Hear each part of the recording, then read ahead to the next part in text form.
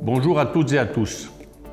Nous avions prévu de nous rencontrer pour partager ce moment tant attendu et ce moment qui nous tient tant à cœur, qu'est la traditionnelle cérémonie des vœux. À cette occasion, j'aurai eu le plaisir de vous présenter l'équipe qui m'entoure. Mais je vous promets que ce n'est que partie remise et que la fête n'en sera que plus belle. Afin de conserver le lien avec vous, nous allons vous proposer une vidéo. Avant de commencer, nous avons une pensée pour tous ceux qui nous ont quittés cette année. À l'aune de la façon dont nous allons travailler, nous avons dès cet été rencontré l'ensemble des associations et une partie des commerçants, action interrompue par le reconfinement. Mais d'une manière générale, tous ont été très fortement impactés par la crise sanitaire. Le fonctionnement de l'école a été fortement perturbé par la pandémie de Covid-19. Nous avons eu à subir beaucoup de modifications du protocole sanitaire. Si nous avons réussi à suivre le rythme, c'est grâce à l'étroite coopération entre les acteurs concernés, l'équipe enseignante, les parents d'élèves, le personnel communal qu'il nous faut particulièrement remercier et l'équipe municipale bien entendu. La rentrée de septembre a été particulièrement chaotique et l'interaction avec les services de l'État a été vraiment difficile. Nous avons essayé du mieux possible de transmettre des informations fiables aux familles malgré la confusion ambiante. Bonjour les enfants! Et pour bien finir l'année, le Père Noël a rendu visite aux enfants à l'école pour leur remettre un petit baluchon de friandises. Bonjour les enfants! Bonjour maîtresse!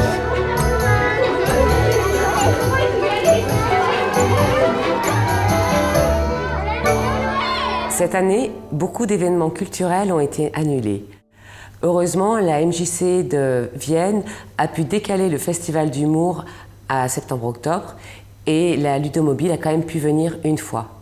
Au passage, nous remercions la super équipe de bénévoles sans qui toutes ces actions ne seraient possibles. Malgré les incertitudes actuelles, nous travaillons sur de nouveaux projets. Nous avons l'idée d'une fête autour du livre et d'une exposition autour du patrimoine de Villette de Vienne. Le conseil municipal des enfants a été renouvelé en octobre avec l'élection de 8 nouveaux enfants. Ils sont maintenant 12 et prennent leur rôle très à cœur.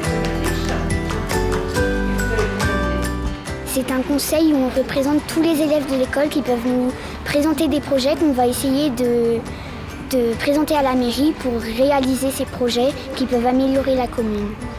Je me suis présentée pour donner des idées aux autres et pour représenter mon école, Villette. Et j'ai des idées comme replanter des arbres et voilà. On voulait faire une idée.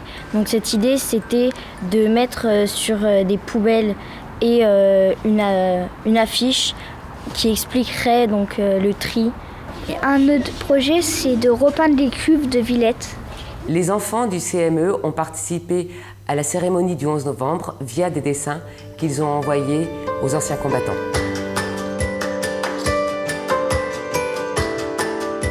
Le CCAS est le Centre communal d'action sociale.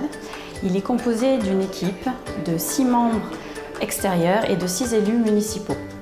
Et il s'occupe de l'action sociale du village. Par exemple, pendant la canicule, l'ensemble des personnes âgées ont été contactées par le CCAS afin de s'assurer de leur bien-être.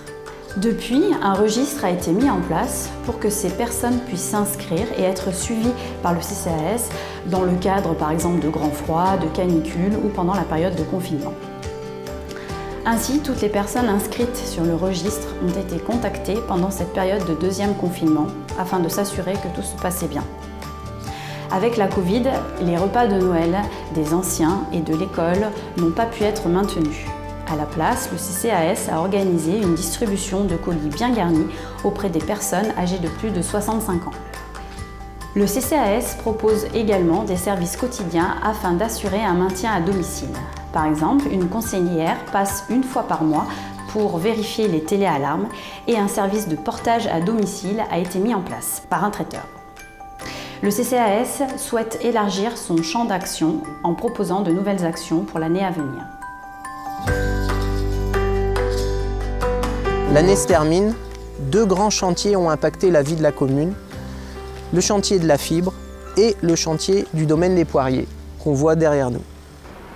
Le domaine des poiriers, situé entre la route de Marennes et le chemin du Verger, est composé de 2 tranches. La première tranche comprend 18 maisons individuelles et la seconde tranche est constituée de 4 maisons individuelles et 3 bâtiments. Ces derniers comprennent 36 logements et 3 locaux commerciaux. Les maisons individuelles de la première tranche devraient être livrées au premier trimestre, celles de la seconde au deuxième trimestre, et le reste des logements suivront sur la deuxième partie de l'année. 2 nouvelles voies seront créées. Le chemin Feuillant reliant la route de Marennes et le chemin du Verger, et le chemin de la Poirée qui lui reliera le chemin des Abeilles au chemin Feuillant. L'impasse du Clos Florentin deviendra une rue traversante rejoignant le chemin de la Poirée. Certaines voies seront en sens unique. Cette année, les travaux du chemin de Loie seront engagés. Une consultation a été faite courant 2020 et une réunion d'information sera programmée. J'en profite pour vous rappeler que presque tous vos travaux nécessitent l'autorisation préalable de la mairie. Avant d'attaquer chacun de vos travaux, venez vous renseigner à la mairie sur le PLU et la réglementation. Les informations nécessaires se trouvent sur notre site web et nous sommes à votre disposition pour vous accompagner dans ces démarches.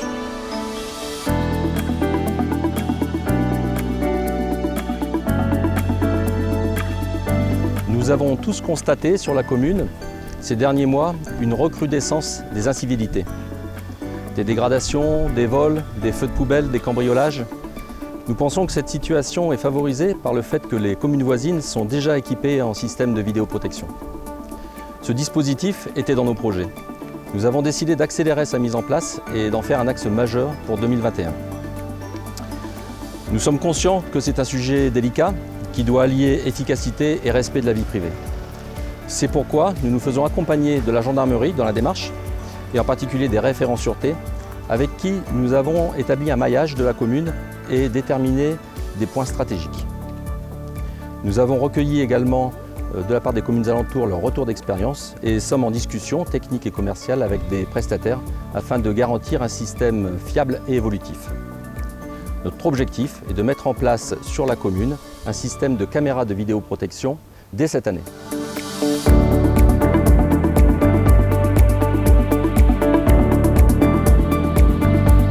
Afin de soutenir les activités engagées, nous nous efforçons de développer nos outils de communication. Cet effort porte aussi sur la mise à disposition d'un maximum d'informations afin de faciliter vos démarches, mais aussi de vous avertir de tout changement ou perturbation pouvant survenir. Après l'ouverture de la page Facebook l'été dernier, nous prévoyons cette année la mise en place d'une application mobile dédiée à notre commune. Aussi, nous vous encourageons à consulter régulièrement nos sites. Et n'hésitez pas à prendre contact avec nous pour de plus amples informations ou simplement nous apporter vos suggestions. Pour conclure, notre objectif phare pour l'année 2021 sera la mise en place de la vidéoprotection. Nous ne pouvons plus tolérer l'augmentation des incivilités, des cambriolages, des tentatives, pas plus que l'incendie des points d'apport volontaires se trouvant vers l'étang. Je tiens à remercier tous les employés communaux qui ont mené leur tâche avec brio tout au long de l'année, qui était très compliquée pour eux. L'équipe municipale se joint à moi pour vous souhaiter une très bonne année 2021 et vous retrouver très rapidement autour du verre de l'amitié.